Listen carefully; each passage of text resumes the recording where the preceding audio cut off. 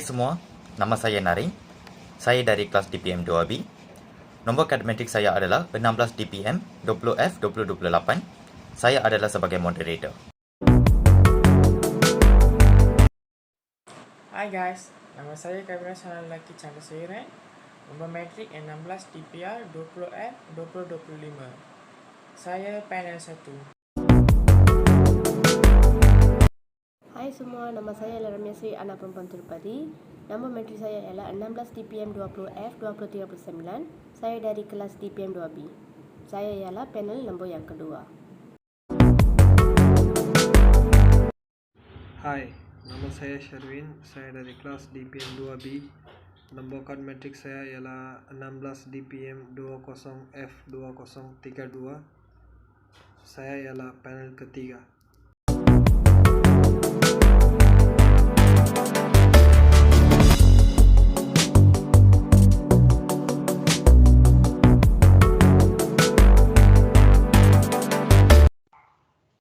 Selamat sejahtera kepada Tuan Izzat bin Muhammad Amin dan rakan-rakan sekalian. Bersyukurlah Tuan kita kerana dengan izin serta melimpah kurnia daripadanya, dapat kita bertemu lagi dalam gelangan forum bersama saya, Narin Nagaran, pada hari yang berbahagia ini. Hadirin yang dihormati sekalian, sebelum saya memperkenalkan ahli-ahli panel kita pada hari ini, kita sedia maklum, masalah sosial dalam agama semakin tinggi di negara kita. Justeru, masalah ini perlu dilihat dalam skop yang lebih besar jika ianya ingin diselesaikan. Sebelum mengupas tajuk ini dengan lebih mendalam, terlebih dahulu, mari kita berkenalan dengan 3 orang ahli panel kita pada hari ini. Jangan ragu dan jangan risau kerana warga Dewan sememangnya tidak asing lagi dengan panel-panel kita pada hari ini. Panel 1 ialah Saudara Kaviraj. Panel kedua ialah Saudari Ramya Sri. Dan panel ketiga ialah Saudara Sherwin. Baik, tajuk forum hari ini ialah peranan agama menangani masalah sosial di Malaysia. Saudara dan saudari, agama memainkan peranan yang amat penting dalam sesebuah masyarakat. Agama tidak boleh diabaikan dalam hidup bermasyarakat, khususnya dalam konteks Malaysia, kerana masyarakatnya sudah terbentuk berdasarkan penerapan Islam sebagai asas sejak dulu lagi. Agama mempunyai 2 dimensi utama. Dimensi pertama ialah keimanan, aspek yang mengatur hubungan kita dengan Tuhan. Dimensi kedua ialah dimensi sosial yang mengkehendakkan kita mengaplikasikan ajaran agama dalam kehidupan kita agar hidup berharmoni bermasyarakat didirikan. Baik, itu adalah pengenalan peranan agama menangani masalah sosial. Sekarang, panel pertama iaitu Kaviraj. Bolehkah kamu memberi faktor peranan agama menangani masalah sosial di Malaysia? Ya, boleh Narin. Faktor yang pertama ialah keagamaan. Iman dan aman yang lemah terhadap agama menjadikan masyarakat hari ini tidak mampu berfikir terhadap perbuatan buruk yang mereka lakukan. Peranan agama yang longgar dan tiada tunjuk ajar yang baik daripada ibu bapa menjadi punca masalah sosial ini berterusan. Faktor yang kedua ialah masyarakat. Masyarakat hari ini banyak mementingkan diri sendiri dan kurang peka terhadap nilai hidup kejiranan dan bermasyarakat. Mereka juga tidak melibatkan diri dalam aktiviti-aktiviti sosial dan komuniti, menyebabkan mereka tidak mengenal di antara satu sama lain. Masalah remaja dianggap menjadi remeh dan bukan tanggungjawab mereka untuk sama-sama mencari penyelesaian. Terima kasih Kaviraj. Baik, sekarang saya ada soalan untuk panel kedua, iaitu Ramya. Ramya, bolehkah kamu bagi contoh masalah sosial di Malaysia daripada akhbar atau berita? Ya, boleh Narin. Saya pernah membaca satu berita tentang menangani masalah sosial di Malaysia. Masalah itu adalah tangani gejala sosial melalui pendekatan bersepadu.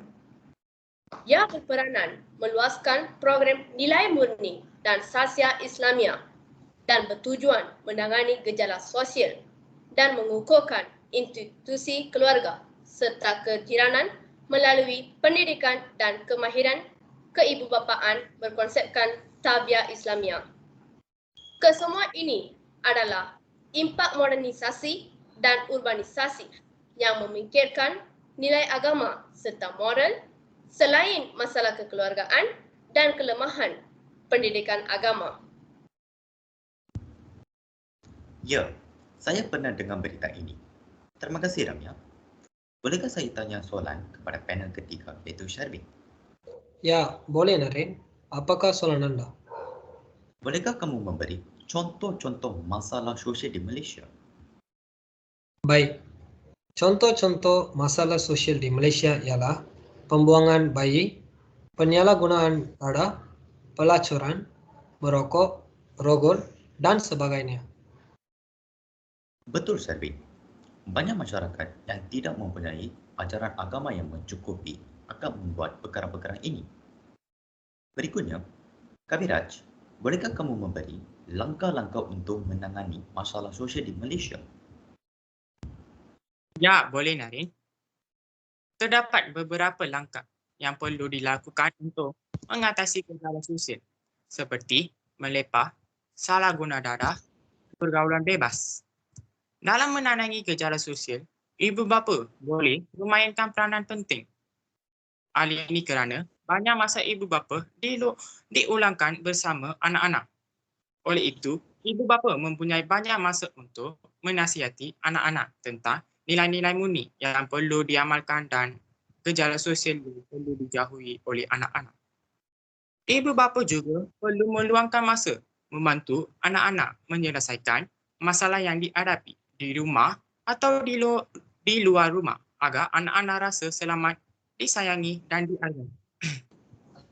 Langkah yang proaktif untuk menangangi masalah sosial di negara kita ialah pihak sekolah perlu mengaplikasikan nilai-nilai moral kepada murid-murid sekolah kerana bagai melentuk dulu biarlah dari rebungnya. Hal ini dikatakan demikian kerana murid-murid perlu belajar tentang nilai-nilai murni sejak dari bangku sekolah kerana untuk membentuk murid yang berjati diri dan kukuh pada agama. Tambahan pula, murid-murid juga akan menghormati agama lain dan memahami agama masing-masing.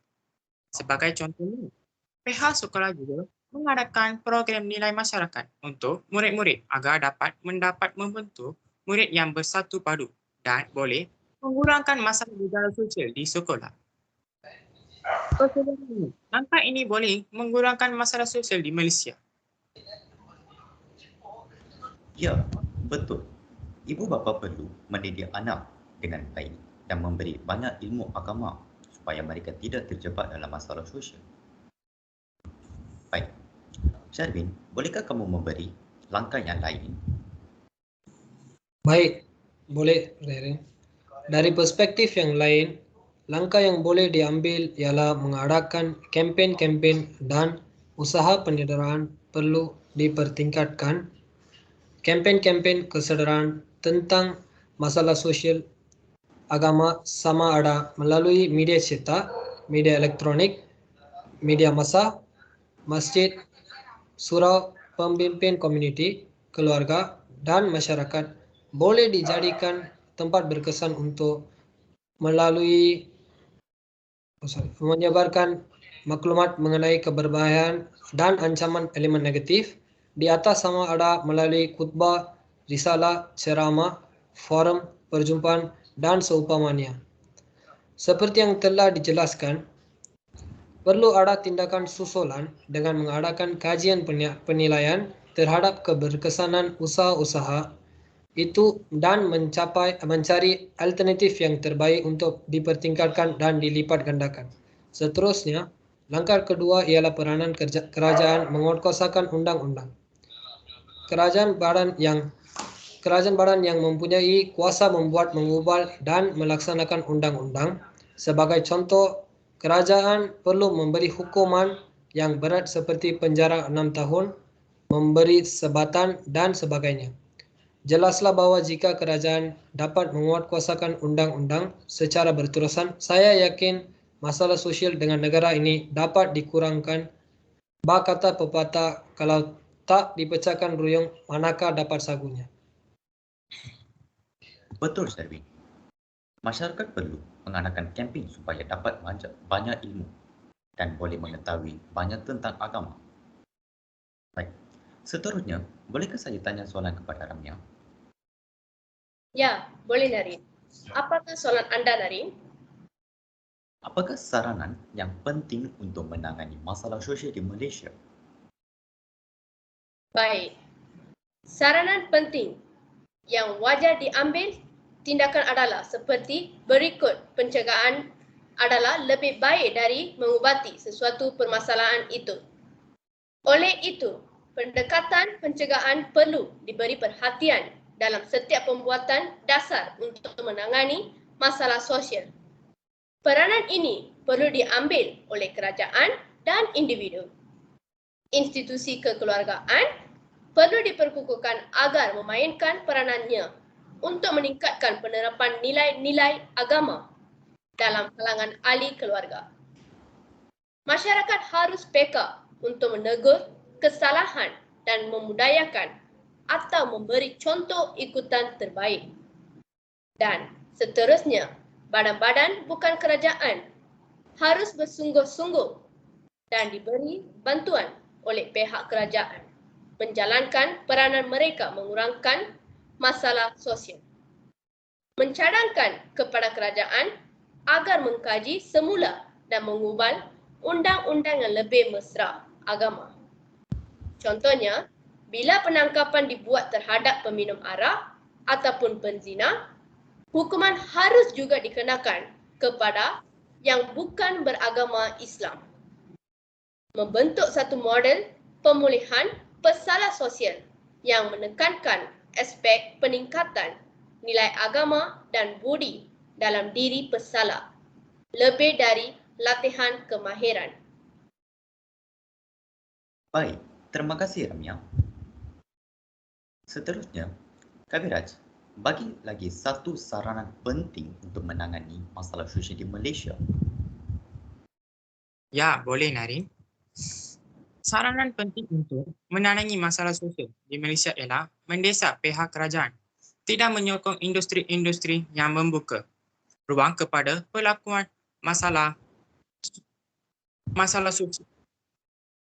Seperti mendesak kerajaan mengaramkan pengeluaran lesen, perjudian dan penjualan arak serta pusat-pusat kemaksiatan. Mendesak kerajaan mengaramkan penggilaan arak dan perjudian di dalam akhbar-akhbar tempatan.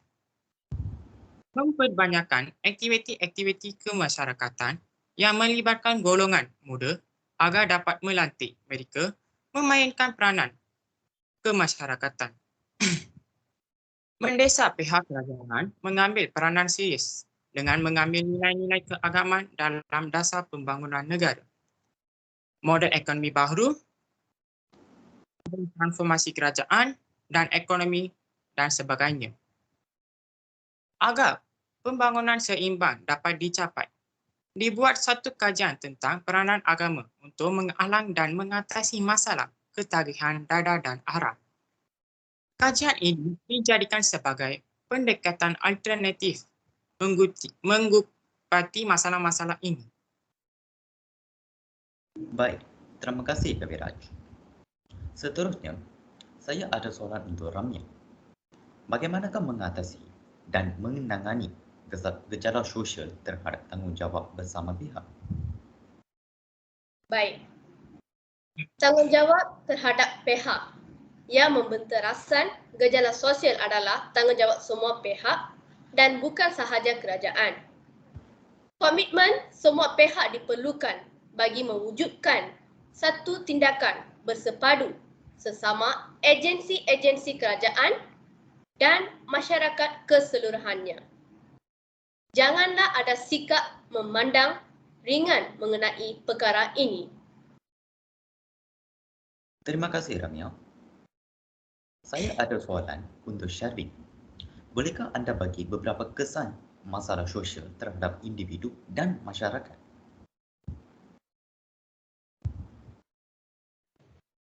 Boleh Naren.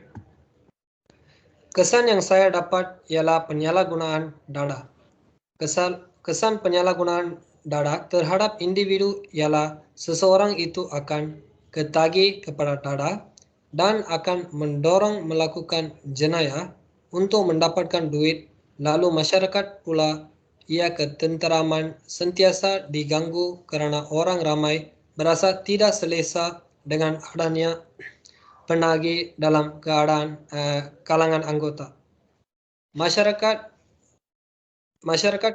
Kesan seterusnya yang saya dapat ialah gangsterisme. Kesan gangsterisme terhadap individu ialah seseorang yang berada dalam gejala negatif. Ini akan mendapat kecederaan kerana dipukul oleh kumpulan lain atau orang awam. Masyarakat pula akan sentiasa terancam oleh kegiatan samseng dan membimbangkan ahli masyarakat yang lain untuk keluar dari rumah. Wajar kesan itu, Sharwin.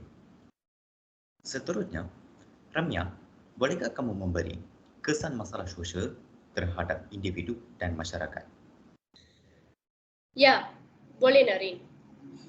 Kesan yang saya dapat ialah penderaan.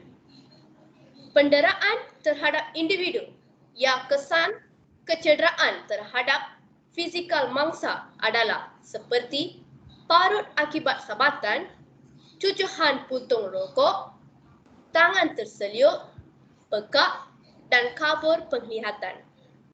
Masyarakat pula, ia timbul perasaan benci dan tidak senang dalam kalangan masyarakat. Kesan seterusnya ialah pergaulan bebas.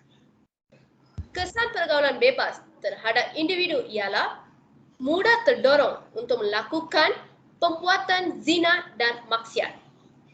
Masyarakat pula, pergaulan bebas akan mengganggu ketenteraman masyarakat.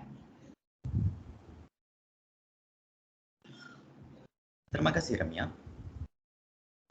Baik, saudara dan saudari, kesimpulannya, peranan agama dalam masyarakat tidak dapat dinafikan sekiranya kita semua inginkan sebuah negara yang aman dan damai dan makmur. Oleh itu, kita mempunyai tanggungjawab untuk dilaksanakan bagi memastikan negara kita yang kita cintai ini aman dan tenteram serta mendapat nama baik di pelosok dunia. Kita harus berusaha untuk menyampaikan yang terbaik kepada setiap ahli masyarakat dan komuniti kita tentang amalan murni demi kebaikan bersama. Terima kasih kepada semua ahli panel sudi hadir untuk membicarakan peranan agama menangani masalah sosial di Malaysia.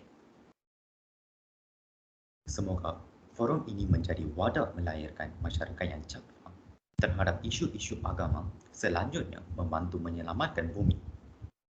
Saya mewakili sebagai moderator untuk mengucapkan setinggi-tinggi ribuan terima kasih kepada semua. Sekian, terima kasih. Terima kasih. Terima kasih.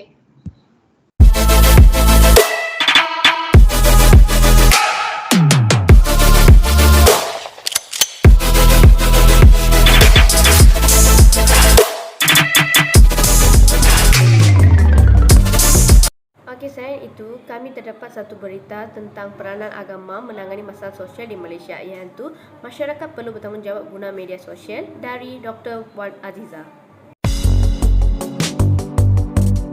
Datuk Seri Dr. Wan Azizah Wan Ismail berkata masyarakat perlu bertanggungjawab dalam menggunakan media sosial supaya tidak menjejaskan keharmonian negara. Timbalan Perdana Menteri berkata jika mendapat sebarang maklumat dan berita berkaitan isu keharmonian di media sosial, sebaiknya buat penilaian sebelum terus menyebarkannya. Katanya beliau bimbang tindakan menyebarkan berita yang tidak sahih, terutama berkaitan isu perkauman, akan menggugat keamanan dan keharmonian. Beliau berucap merasmikan program Festival Merdeka Perpaduan di Hati di Padang Majlis Pembandaran Ampang Jaya pada Ahad 25 Ogos.